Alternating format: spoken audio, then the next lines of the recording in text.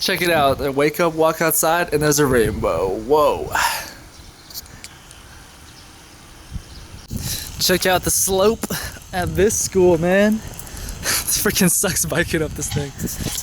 Alright, September 25th. I'm at my other school, my Thursday school at Sept. I just finished my first class because as soon as I got here, the teacher was like, "You're teaching first period, let's go." And I was like, "What the heck?" But yeah. So anyways, it was like a lesson about how to order foods at like drive-thrus, fast food restaurants, and sit-down restaurants. And kind of sucked because I had some videos to show the kids that would be interesting. But the computer my teacher brought to the class was way too old and it couldn't play MP4 files. So basically I was like, wow, like this is gonna be a short lesson, but you know, flexible. I dragged it out and I made it last exactly the time of the period. So got perfect timing, but I mean, it wasn't the most fun thing, but you know, got the job done. So now I'm on the way to go buy some food for lunch.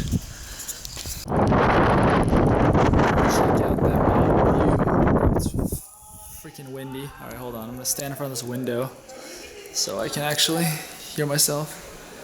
Alright, so I just finished my second class here in Sept, and so basically, you know, before I was talking about how like this school is like perfect or whatever, perfect medium or whatever.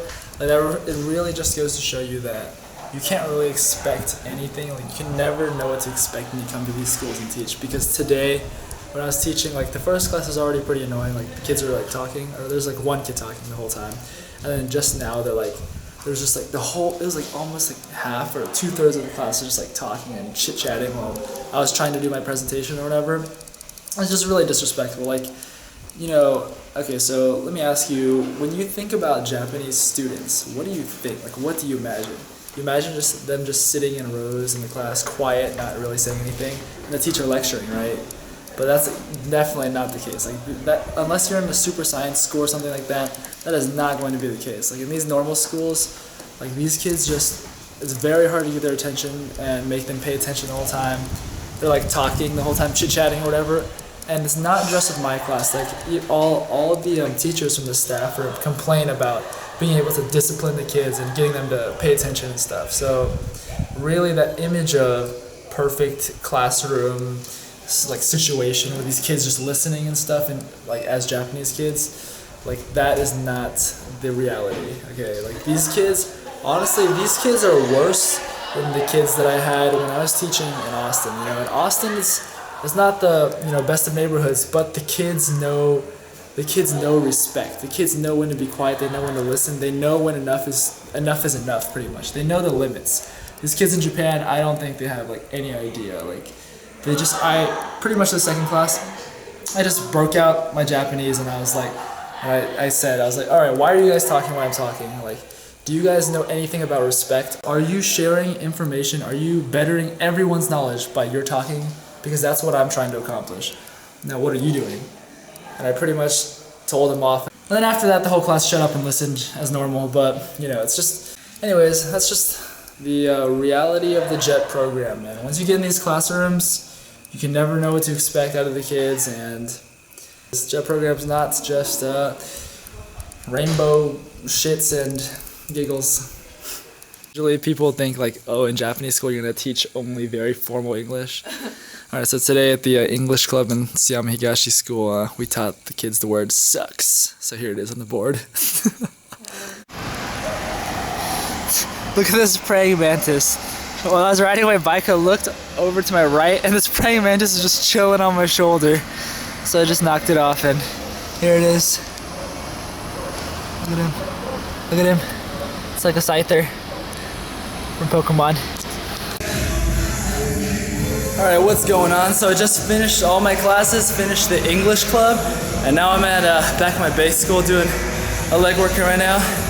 And one quick thing while it's on my mind is I taught 3 classes today, and I had this PowerPoint presentation, right? Like I said, for the first class, my videos didn't even work, but then after that I converted my videos so all of them worked. And the thing is, for each class, my last class, it was actually really good. Like, we got through the whole presentation, no problems or anything. And yeah, so really, like, the flexibility really comes into play because even though I didn't have my videos for the first class, I made the class last the whole 50 minutes, which is important because you don't want your kids to just be sitting there with nothing to do, you know? So all of my classes, I skipped, you know, certain things based on whether I could think that they could do it and still finish the lesson. But pretty much all 3 classes, I made it last for the whole class period. I made my lesson last the whole class period. So really, you can't do the same lesson for every class because your classes are going to differ in skill levels. You know, you take out what you don't need for the class and put in some extra stuff for the advanced classes that are going to get through it faster. So anyways, I'm going to finish this workout right now. I'll check in with you guys later. Alright, so I just got home. I stopped by the grocery store on the way back, and it kind of sucks because since I don't have a car or anything, whenever I go grocery shopping, I don't have a Mamachari or whatever, the basket bike. I have to like just stuff everything into my backpack. So I got some blueberry bars. Got some yeah, look at this, just everything's just stuffed in here. Some bran cereal. Look at this, Kellogg's, but it's nothing like American cereal. And then I got some milk. You know what's crazy? Like, I'm lactose intolerant, so when I drink milk, I get like super gassy and shiz. But when I came to Japan, I tried their milk, and when I drink their milk, nothing happens to me.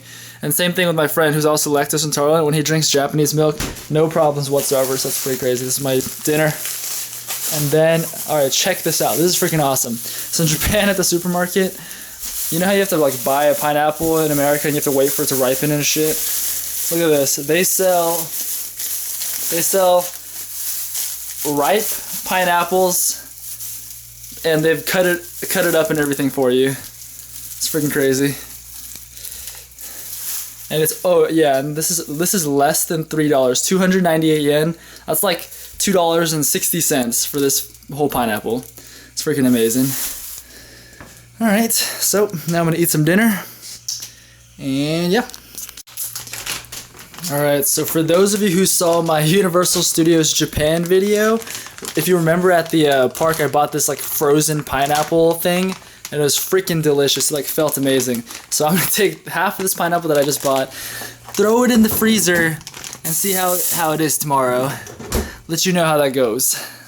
Alright guys, so I'm putting together the video for Osaka right now, but the video is going to be really long because there's so many clips, and like it's already at like 12 minutes and I'm only like maybe 2/3 or half of the way through. So I'm asking Christina, one of the people I went with, and to help me increase the video length limit of my YouTube account. But you need a phone number to do that so they can like text you a verification code. But I don't actually have a phone number because I just use my phone as like an app machine. So I'm asking her to help me do it. So look at this conversation. Okay, ready? Hold on. Alright.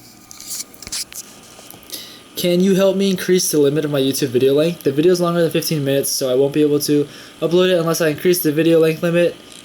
So I just need a phone number so they can text you a code. How do I do that? And I type the code in, and that's it. They just want to make sure I'm not a robot. And here's Christina's brilliant response. You what? You what? So, thanks a lot.